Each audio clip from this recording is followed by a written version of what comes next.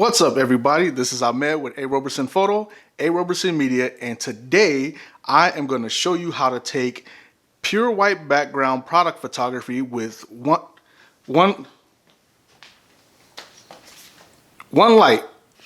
Yeah, this is my old Nikon SB 800.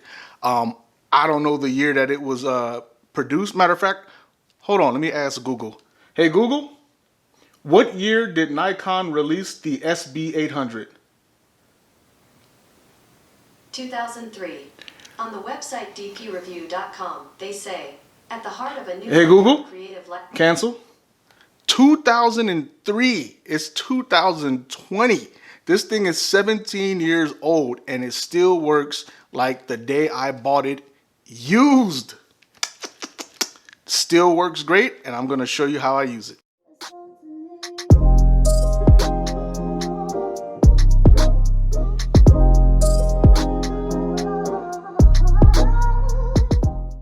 So today, what are you doing? No barking. Can't film when Penny's barking, right? So like I was saying before I was so rudely interrupted by my dog Penny. Matter of fact, come here, Penny. Say hi. Hoi, hoi. That's Penny. Yeah, say hi, Penny. Hi, hi, hi. Okay, go lay down. Down. Good girl.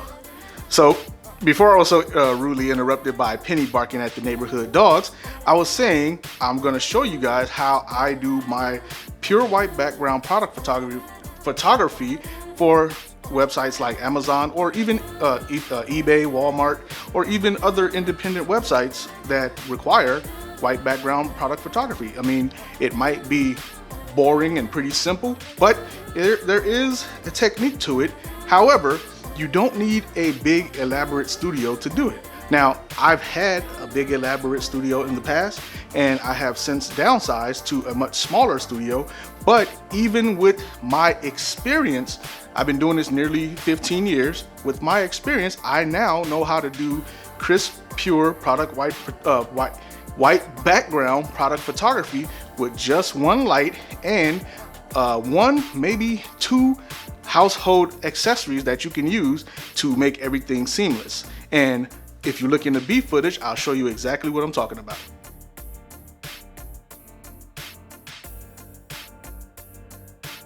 You'll see I'm gathering a couple of things that I've gotten around the house. One is a semi-gloss or glossy reflective board, and that was for one of those white erase boards. I tried to use it, I didn't like it. I got it from the Dollar Tree, 99-cent store. I literally paid $1 for that whiteboard, and I use that as my base because sometimes clients require reflective product photography. Sometimes they want it pure white with no shadows, but either way, I at least like to have it just in case they want it. That way I don't have to try to create it in Photoshop. And then if you look at the second item that I'm using, it is a foam whiteboard that I got again from the Dollar Tree. That foam whiteboard cost me $1, right? It's the Dollar Tree.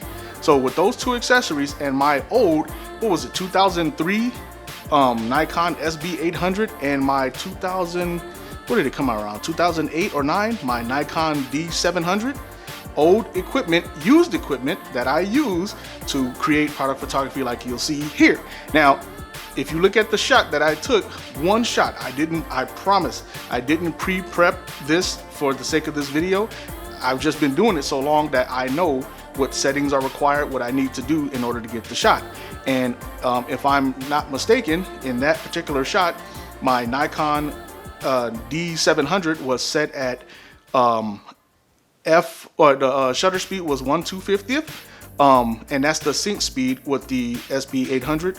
Anything above that, you'll see the shutter curtain and you'll see little black lines, and you don't want that. So you want to match the sync speed. Well, yeah, you're only going to go as high as the sync speed will allow. So my shutter speed, sync speed was 1/250th of a second, and my f-stop was f10 because I want it crisp. I don't want any depth of field in my product photography. I mean, I'm not doing portraits, you know, I'm doing actual product, and at f10 the whole image is going to be pretty sharp. and then my ISO is at its native lowest setting on the D200. D700 rather. I believe it is 200 ISO.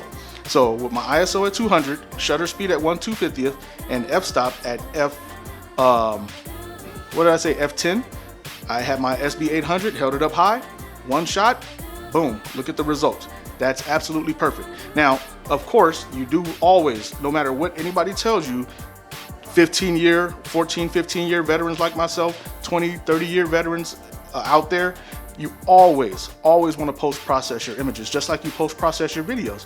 I mean, you want to get it as close to perfect as possible in camera, but you still want to jump into Photoshop, as you'll see me doing here, where I just want to, usually I can either use the levels to make sure my background is pure 100% white. And to do that, you basically open up the levels and you hold the Alt key, and that's on a PC.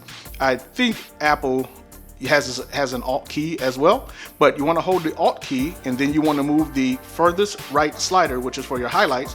You want to hold the Alt key, click on that, and then you can slide it left to right, and you can see where your shadows are and where the background is pure white, completely exposed. That's how I do it. Now, if I have an image where if I keep sliding the slider too far to the left and everything becomes blown out, I have two options. Either I can blow everything out just to make sure that the background is pure white, and then use the mask to recover the product, the subject, or I can just extract the subject altogether and then just put it on a brand new pure white background in Photoshop.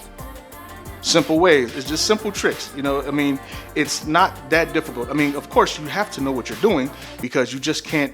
I've had photos submitted to me by other photographers that were taken with the phone, taken with their cameras in auto settings, and they're just wondering why they can't get it right. Well, you have to post-process. You have to know what you're doing first before you can post-process. Sometimes you can save it in post, sometimes you can't. But again, if you take the shot right initially, you won't have any issues down the line. So looking at my footage here, you see me in Photoshop really quick. I just sped through this really fast, but you can see how I tried to do it with my levels, and just for the sake of this video, I overexposed it on purpose, used the levels mask to recover the actual subject. Then I scrapped the levels altogether and went ahead and completely extracted the camera, which is a Nikon D300, another old camera that I use. I extracted the camera altogether and then put it on a brand new pure white background. So can product photography be done with one light and some 99-cent store foam core and reflective whiteboard? Absolutely. Yes, I do have a big studio lighting setup, but depending on the size of the product, the subject matter, I might bring out all my equipment, but oftentimes, no.